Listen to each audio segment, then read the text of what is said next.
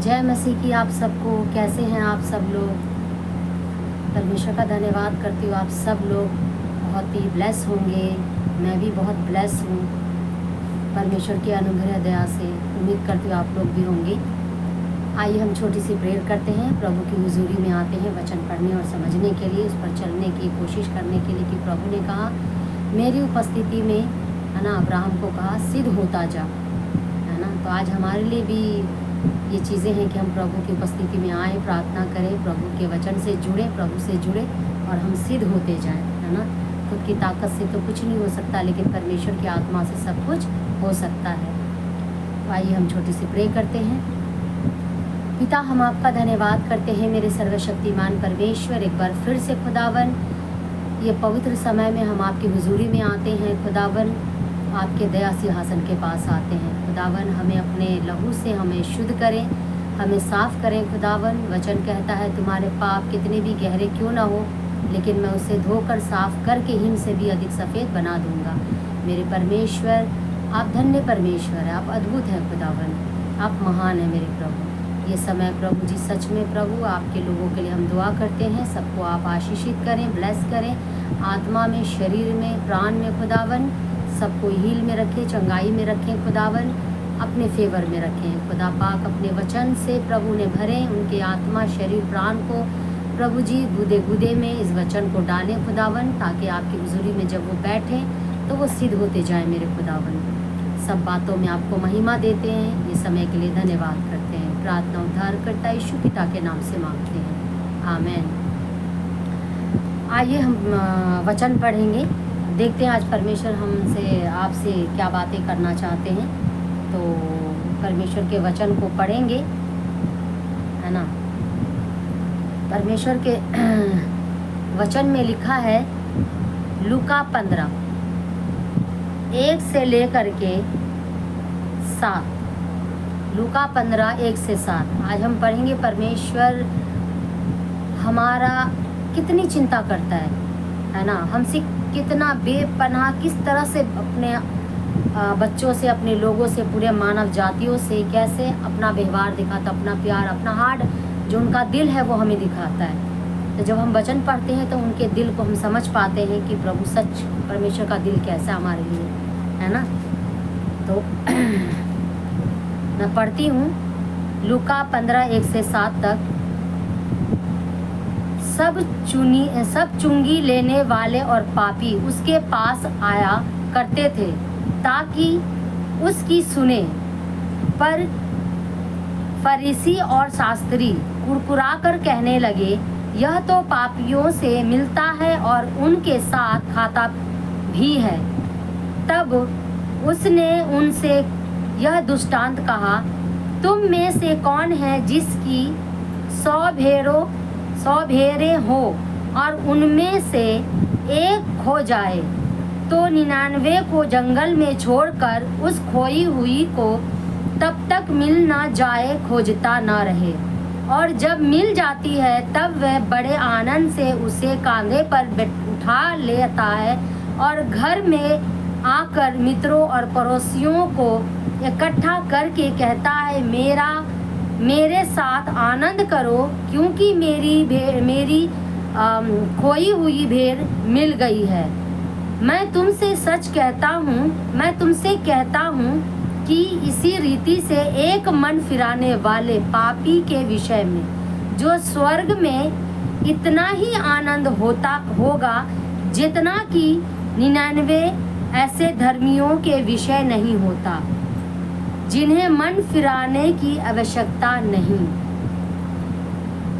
इस बाइबल की बातें जो परमेश्वर ने लिखी हैं, परमेश्वर के वचन से हमें क्या सीख मिलता है?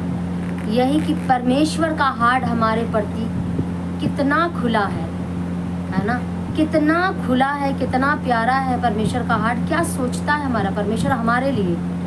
कहता है 99 धर्मी लोगों को छोड़कर परमेश्वर उस इंसान के लिए आनंदित होता है। स्वर्ग में भी इतने आनंदित है जो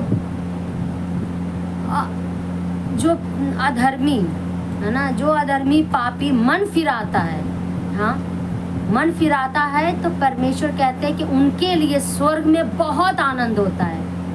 हाँ, जैसे 100 में से एक भेड़ खो गई और वापस मिल जाता है वो एक भेड़, तो कैसे लोग आनंदित होते हैं अपने घर में, अपने लोगों में, अपने परिवार में, अपने आसपास में, अपने समाज में, है ना।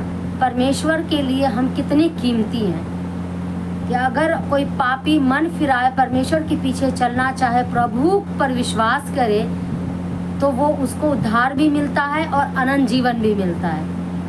इसलिए परमेश्वर कह रहे हैं कि कितना आनंद होता है स्वर्ग में भी और यहाँ भी, जब कोई अन्य जाति, कोई परमेश्वर के ऐसे लोग जो प्रभु को नहीं जानते, वो मन फिराकर परमेश्वर के पीछे चलने का निर्णय लेते हैं, बपतिस्मा लेते हैं, प्रभु के बेटा और बेटी होने का जो अधिकार दिया है वो पा लेते हैं, तब परमेश्वर कहता है कि उसके लिए स्वर्ग में बहुत आनंद होता है, बहुत ज़्यादा, है ना।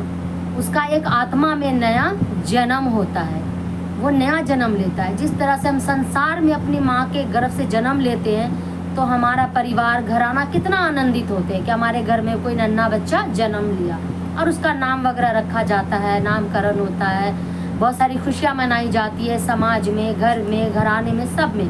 उसी तरह जब हम आत्मा में जन्म लेते हैं, परमेश्वर के पीछे चलने के लिए परमेश्वर के पीछे चलते हैं, मन फिराते हैं, बपतिस्मा लेते हैं, पापों से मुड़ जाते हैं और कहते हैं कि हाँ, यीशु मसीह मेरे लिए आया, मेरे लिए दुख उठाया, मेरे लिए मारा गया, मेरे लिए फिर से जी उठाया और मेरे लिए ही आएगा।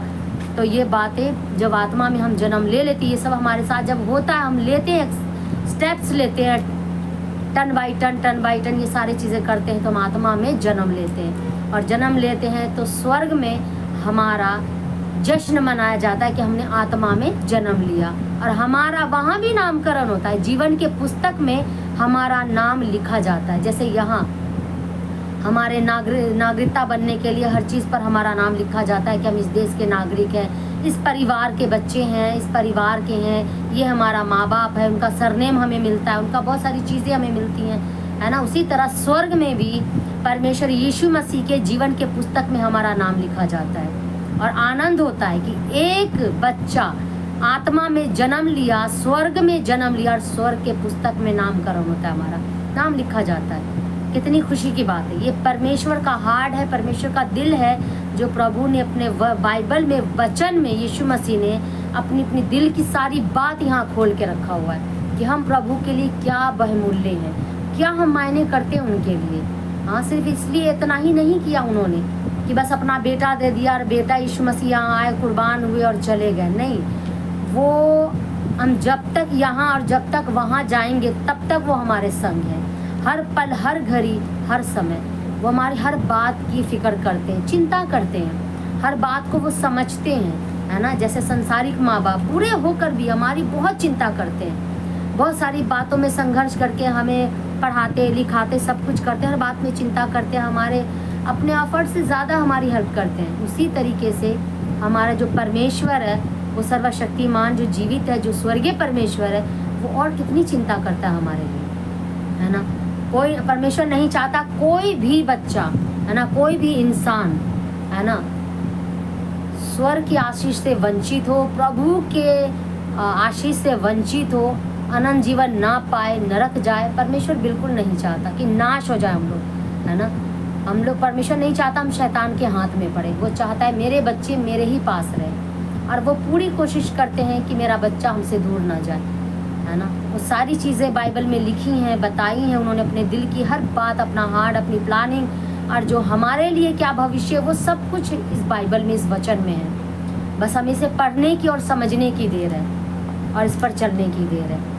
तो आज जो हमारा ये वचन जो हमें सिखाता है वो यही है कि जब हम मन फिराते हैं, प्रभु में चलते हैं, प्रभु में हम पूरी रीति से निर्णय ले लेते हैं और बपतिस्मा लेते हैं, तो प्रभु के हम बेटा और बेटी, जो हमें अधिकार दिया, हम बन जाते हैं, और हम अपने परमेश्वर को अब्बा और पिता कह सकते हैं, क्योंकि उन्होंने ये हक हमें दिया है। तो आज हम थैंक्स करेंगे परमेश्वर का कि परमेश्वर ने अपना हमें सरनेम भी दिया है। हमें दुनिया, माँ बाप छोड़ सकते हैं, वो हमसे दूर हो सकते हैं, लेकिन हमारा स्वर्गीय पिता हमें कोई भी चीज़ देकर हमसे छीनता नहीं, और ना ही वो हमसे कभी दूर होता है ना, कभी दूर नहीं होता। वो यहाँ भी और स्वर्ग में भी हमारे संग रहेगा, वो कभी हमें अनाथ नहीं करेगा, क्योंकि वो स्वर्गीय पिता है। उसने हमें बनाया है अपने हाथों से, अपने जैसा, अपने ही स्वरूप में बनाया है, और वो हमसे बेपनाह प्यार करता है। तो हमारा क्या अहमियत है प्रभु के नज़र में, वो आज हमने देखा कि प्रभु ने हमें यहाँ पर बनाकर पैदा करके छोड़ नहीं दिया। प्रभु ने कहा, बेटा मेरे साथ चल, मेरे साथ उठो बैठो, उसके बाद मेरे साथ ही स्वर्ग चलना, स्वर्ग में रहना मेरे साथ ही। वो हम सबको लेने भी आने वाले हैं बादलों पर। तो परमेश्वर का धन्यवाद हो, परमेश्वर का धन्यवाद हो कि परमेश्वर ने हमें इस योग्य समझा। हम जैसे भी जिस हाल में प्रभु के सामने आ पाएँ, माफ़ी मांगे और प्रभु के साथ प्रार्थना करें और प्रभु को अपने दिल में जगह दे आने के लिए, ताकि वो आपको बेटा बनाए और आप उनको अब्बा पिता कह सकें। सो मैं आप सबको प्रभु की ओर से ब्लेस करती हूँ कि आज का वचन आप लोग को समझ में आए, और परमेश्वर आप सबको सच में बहुत आशीष दे, आपकी आत्मिक बुद्धि खोले, बहुत ब्लेस करे, समझ दे, और ये वचन आपके जीवन में बहुत सारा फल लाए और शैतान इसे चुराने ना पाए। प्रभु आप सबको ब्लेस करे। यीशु मसीह के सामर्थ्य मीठे नाम में मांगते हैं।